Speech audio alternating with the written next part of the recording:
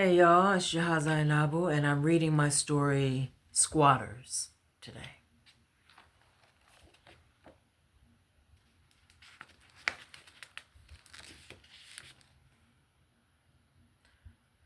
Squatters. You live in my head, all of you, taking turns, front seating my life, still, now, stealing joy, stealing silence, stealing years, stealing me, making a mess of my mind, greeting me in the morning on my couch when I get home. Always at the table when I cook, in my bed when I sex, in my day when I work, criticizing, taunting. You were lawless, I was ungoverned. I swallowed your abuse to survive, and here I am still, now. You are invisible to others, but technicolor to me. All of you still, now. All this time gone by, your voice through my speakers, my mind, my memory still, now. Even today, guiding my paintbrush, my pen, my peace, an unwanted guest in my life, my stories, my body, my cells, my blood. I see you everywhere I turn, thousands of miles away, and there you are, dictating my day, interrupting my night. This is your notice to quit, no option to pay. Don't find me, don't darken the threshold of my mind. Part 1, This Nigga. 1. We were in the room in the apartment on Ocean. You sat on the bed. I stood in front of you, leaning against the dresser. Your voice got louder, your frown deepened, then your fist slammed through the wall, our wall, a hole that could have been my head, to scare me, control me, to have me see you large, but you were never large. You were a petulant teenager at best, barely in a man's body, who could not control his emotions or repair a hole in a wall. I was no better. Days passed, and when I could no longer tolerate the visual dysfunction, I bought a red, black, and green flag, nailed it portrait over the wreckage, a cloth meant to represent freedom for our people. While I was encaged, I bought a plant stand to place underneath, set a ficus on top.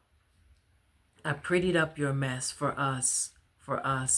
Remember that day when you sat on the floor, caught in drama some more, and you said that you lied for us. But we didn't end back then when you left and went home to your parents. I still hear your voice, absent any good training, still feel your arms squeezing me tightly in bed, your hot breath a warning that if you could not have me, then no one ever would. 2. I was just waking up from my nap, hungry and angry, no food in our home, and a grown and able body by my side who refused to work for the man because of his pride. We had enough money between us for 2 small boxes of candy. You ate yours on the walk home. I saved mine for later. I pushed the covers off of my head to eat the Mike and Ike's, only to find you grinning and an empty box by the bed. 3.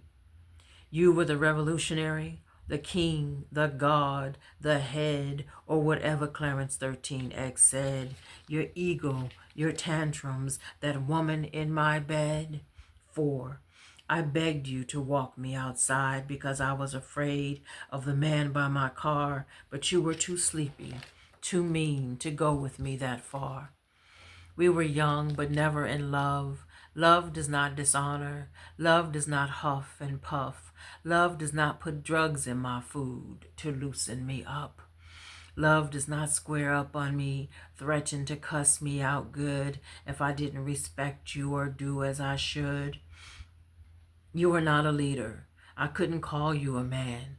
The night shift I worked, the late buses I took, the lonely walk home in the dark, my car that you crashed, no apology, no heart, just hate, just weekends alone, because time with your friends was better than silver and gold. And when your boys got kicked out, you gave them a key to our home. I am so sorry that I loved myself so small and attracted someone who did the same. We played a good couple, but it was always a game. Neither of us were ready for the commitment we made. Perhaps now you're a different man with your shit all together. I hope that for you because I'm better too. But there are days when I'm at my worst and I hear a voice bullying my thoughts. I think of you and those times that we fought. I wonder why I stayed with a man who hated me that way. I couldn't have loved myself to have ever given you time back then.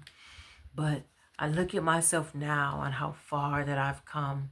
It took me long enough, but at last we are done. I release every thought of you to fly high in the sky or bury deep in the dirt. You have no power over me. I am finally free. Part 2, that nigga.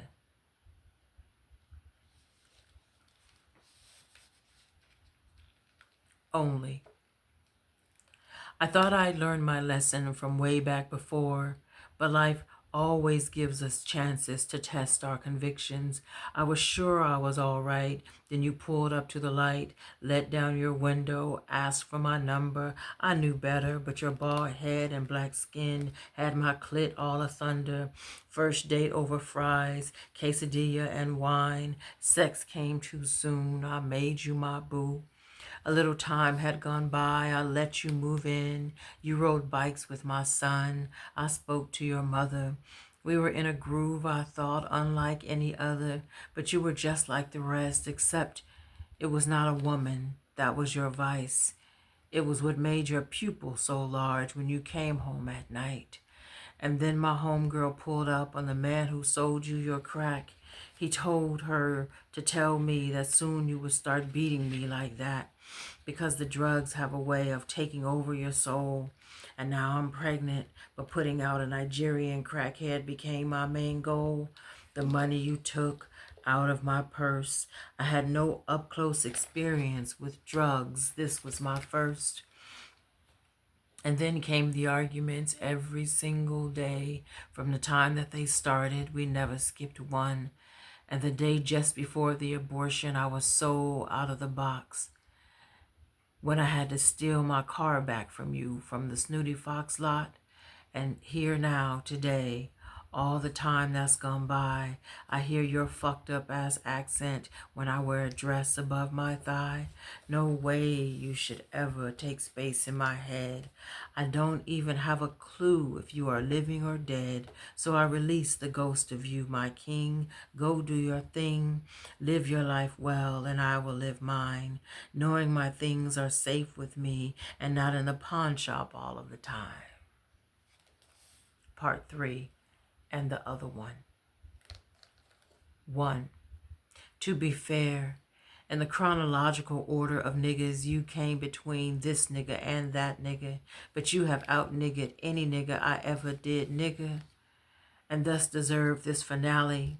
That day that I left and you said no one would love me like you, that was the motherfucking goal, bitch, too. I don't know where the fuck to begin. Maybe the way you competed with me and everything I did. Maybe the way you let me feel comfortable enough with you to share my past abuse. And then you had the nerve to say that they were all good stories, but they were not true. Maybe the way you stood in the doorway when I was vomiting during my menstrual cycle and you mansplained to me that my cramps were not bad, but I had a low tolerance for pain. Maybe the way you knew I had a hard time falling asleep, but waited until my first snore to pull down my panties, to put your old and limp dick in my pussy. Maybe the way you took glory in the fact that I had nowhere to go. The maybes are infinite, but I did leave. And before I left, I told you that I was leaving because the relationship was painfully unhealthy for me. And that was putting it kindly. I spared you the repeated visions I had of me stabbing you in the chest over and over.